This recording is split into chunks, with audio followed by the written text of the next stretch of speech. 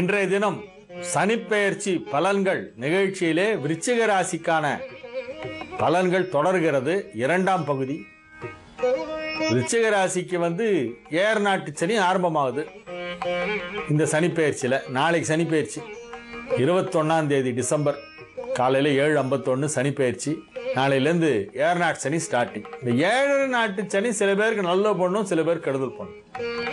அது யாருக்கு நல்ல பண்ணும், யாருக்கு கெடுதல் பண்ணும்? கெடுதல்லாம் எந்த அளவுக்கு பண்ணும்?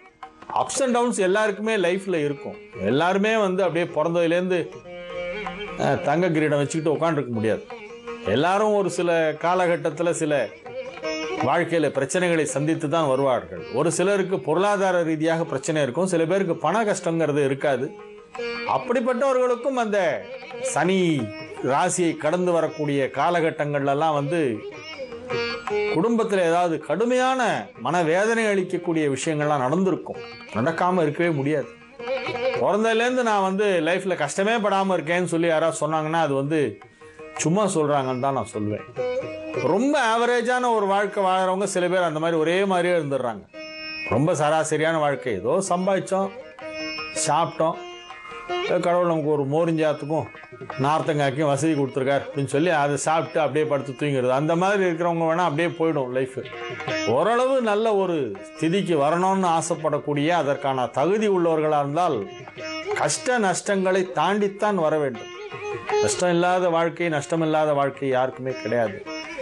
இப்ப விருச்சிக ராசிக்கு வந்திருக்கிற இந்த சனியை பற்றி சொல்லும் பொழுது, குழந்தை பருவத்திலே முதல் சுற்று வந்தால் அது உடம்புல ஏதாவது வியாதி வைக்க கொடுத்துட்டே இருக்கும், உடம்பு படுத்தும் எப்ப பாரு. ரெண்டாவது சுற்று வரும்போது லைஃப் செட்டில் ஆகும், கல்யாணம் ஆகும், குழந்தை பிறக்கும், வேலை கிடைக்கும், சம்பாதிப்பாங்க, எல்லா நல்ல விஷயங்களும் நடந்துடும். மூணாவது சுற்று வந்தால் வேலைக்கு போறதை விட்டு பேசாம வீட்டில் உட்காந்துருப்பாங்க. ஒரு சிலர் நாலாவது சுற்றையும் பார்ப்பார்கள். இப்போ முதல் சுற்றில் இருக்கக்கூடிய இளைஞர்கள், அதாவது 91க்கு அப்புறமா பிறந்தவர்கள், 91க்கு அப்புறம் பிறந்தவங்க இப்ப 20 வயசா இருக்கு. 20 வயசுக்கு உட்பட்டவர்கள், 20 வயசு ஆறவர்களுக்கெல்லாம் பார்த்தா இதுதான் ஃபர்ஸ்ட் ரவுண்ட். முதல் சுற்று ஏர் நாட்டு சனி இப்பொழுது நடைபெறுகிறது. 1991க்கு பிறகு பிறந்தவர்களுக்கெல்லாம் இதுதான் ஃபர்ஸ்ட் ரவுண்டு. அது மங்கு சனியாக இருக்குமா, பொங்கு சனியாக இருக்குமா அப்படிங்கிறது தான் நிறைய பேர் இப்போ கேள்வி கேட்குறாங்க. நான் சொன்னேனே, விருச்சிக ராசிக்காரர்கள் தான் நிறைய பேர் பேட்ச் பேட்சாக வந்துட்டு இருக்காங்க வீட்டுக்கு அப்படின்னு. அவங்க கேட்குற கேள்வி இதுதான். முதல் சுற்று கண்டிப்பாக மங்கு சனியாகத்தான் இருக்கும் என்று சொல்ல முடியாது. சில பேருக்கு முதல் சுற்றில் ஓகோவனை தூக்கி விட்டு பொங்கு சனியாக இருந்து விட்டு இரண்டாவது சுற்று மங்கு சனியாக வரும். அது எப்படி இது மங்கு சனியா இருக்குமா பொங்கு சனியா இருக்குமான்னு எதை வச்சு முடிவு பண்றது அப்படின்னு கேட்டா, என்ன தசை நடக்குதுங்கிறத வச்சு தான் இதை முடிவு பண்ணணும். உங்களுக்கு நடைபெறும் தசை சுக்கிர தசையாக இருந்தால் முதல் சுற்று நடைபெறும் பொழுதே அது பொங்கு சனியாகத்தான் இருக்கும், மங்கு சனியாக இருக்க முடியாது. இப்ப சுக்கிர தசை நடந்தா அப்போ இன்னும் 30 வருஷம் கழிச்சு என்ன தசை நடக்கும்? சுக்கிர தசை இன்னும் 10 வருஷம் இருப்பு இருக்குன்னு வச்சுங்க. அப்புறம் அது ஒரு இன்னொரு 10, 20ல் 10 பாக்கி. அதுக்கப்புறம் ஒரு 6 வருஷம் சூரியன் 16, சந்திரன் ஒரு 10, 26. கரெக்டா செவ்வாய் தசை நடக்கும்போது அடுத்த ரவுண்ட் வரும் பாருங்க, அப்பதான் மங்கு சனி.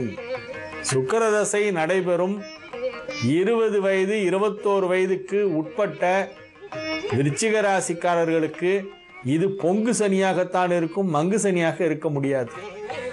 சூரிய தசை, செவ்வாய் தசை, கேது தசை இது மூணும் நடந்து ஏழரை நாட்டு சனியும் அப்போ வந்தால் கண்டிப்பாக அது கொஞ்சம் சிக்கலை தான் கொடுக்கும்.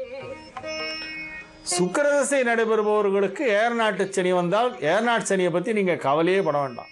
அது ஒரு முக்கியமான ஒரு தகவல். உதாரணமாக கேட்டை நட்சத்திரத்திலே ஒருவர் பிறந்திருக்கிறார் 91ல். அப்பொழுது அவருக்கு புதன் தசை இருப்பு 10 வருடம். 91லேருந்து 10 வருஷம் புதன் தசை 2001. அதன் பிறகு 7 வருஷம் கேது தசை 2008. அதுக்கப்புறம் 20 வருஷம் சுக்கிர தசை 2008லேருந்து 2028. அப்ப கவலையே பட வேண்டாம். புரியுதா உங்களுக்கு? ஜனன காலத்திலே என்ன தசை நடைபெற்றது, அது எவ்வளவு வருஷம் கர்ப்ப சிஸ்டம் போக பாக்கி இருப்பு, மாதிர் கர்ப்ப செல்லு நீங்க நின்று பலன் தருவது இத்தனை வருடம் இத்தனை மாதம் இத்தனை நாள் அப்படின்னு ஒரு கணக்கு போட்டுருப்பாங்க. அதோட அடுத்த தசைகள் எல்லாம் ஆட் பண்ணோம். ஸ்டார்டிங் தசை புத தசைன்னா அதுக்கு அடுத்தது கேது, அதுக்கு அடுத்தது சுக்கிரன். அதை போல கணக்கு போட்டு பார்த்தால் உங்களுக்கு இப்பொழுது நடைபெறுவது சுக்கிரதசையாக இருந்தால் முதல் சுற்றிலேயே பொங்கு சனியாக இருக்கும், இரண்டாவது சுற்று தான் மங்கு சனியாக இருக்கும். சரி, சுக்கிரதசை இல்லை, வேறு ஏதோ ஒரு தசை நடைபெறுகிறது, அப்பொழுது எப்படி இருக்கும்? சுக்கிரதசை அல்லாமல் கேது தசையாகவோ அல்லது சூரிய தசையாகவோ இருந்து இப்பொழுது 7.5 நாட்டு சனி வந்தால் நிச்சயமாக அதன் விளைவுகள் சற்று கடினமாகத்தான் இருக்கும் என்பதை சொல்லாமல் இருக்க முடியாது. விருச்சிக ராசிக்காரர்கள் அவ்வாறு 7 நாட்டு சனி வரும்போது இந்த காலகட்டத்திலே இந்த அடுத்த ஒரு 8 இயர்ஸ் இருக்கு. இந்த தடவை 7 நாட்டு சனின்னு பேரு, அது 8 இயர்ஸ் கிட்டத்தட்ட இருக்கு. 2019 எண்டு வரைக்கும் இருக்கு தனுசுலேருந்து போறது. இவ்வளவு ஒரு நீண்ட காலத்துக்கான ஒரு நேரத்தில் இந்த சுக்கிரதசை இருந்தால் அன்றி 7 நாட்டு சனி நிச்சயமாக அவ்வளவாக நன்மை செய்யாது.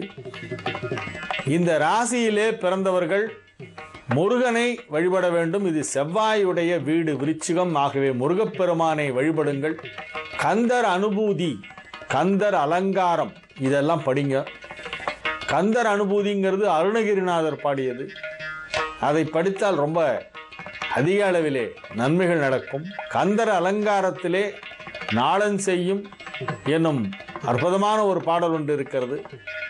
நாளன் செய்யும் வினைதான் என் செய்யும், என்னை நாடி வந்த கோளன் செய்யும் கொடுங்கூற்று என் செய்யும் என்று நாளும் கோளும் முருகனை வணங்குபவர்களை என்ன செய்துவிடும் என்று ஒரு வினா எழுப்புவது போன்ற ஒரு அருமையான ஒரு கருத்தை அருணகிரிநாதர் கந்தர் அலங்காரத்திலே சொல்கிறார்.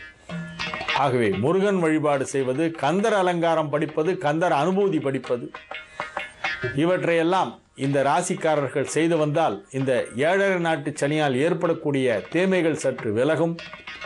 சஷ்டி விரதம் இருப்பது நல்லது. மாதம் வளர்பிறை சஷ்டியிலே விரதம் இருக்கலாம்.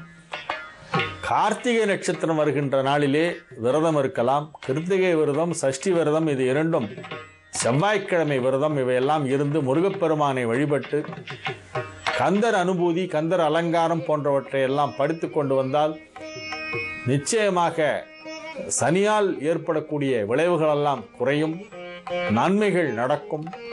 நவ கிரகங்களும் சூரபத்மனின் ஆளுகைக்கு உட்பட்டிருந்த போது சிறைப்படுத்தப்பட்டன. அவற்றையெல்லாம் விடுவித்தவன் அந்த கந்தக்கடவுள். செந்திலாண்டவன் தான் சிறையிலிருந்து தேவர்களை மீட்டவன். சூரனை வதைத்து தேவர்களை மீட்டு நவ கிரகங்களுக்கும் விடுதலை அளித்தவன். ஆகவே அவனுடைய பெயரை சொன்னால் நவகிரகங்கள் எல்லாம் அவனுக்கு கட்டுப்படும் என்பதால் நீங்கள் முருகன் வழிபாட்டை சற்று தீவிரமாகவே செய்து வாருங்கள். நிச்சயமாக உங்களுக்கு தீமை நடக்காது, நன்மைகள் நடக்கும் என்று சொல்லி இன்றைய நிகழ்ச்சியத்துடன் நிறைவு செய்து கொள்கிறேன். நாளைய நிகழ்ச்சியிலே தனுசு ராசிக்கு சனிப்பெயர்ச்சி என்ன செய்யும் என்பதை பற்றி பார்க்கவிருக்கிறோம்.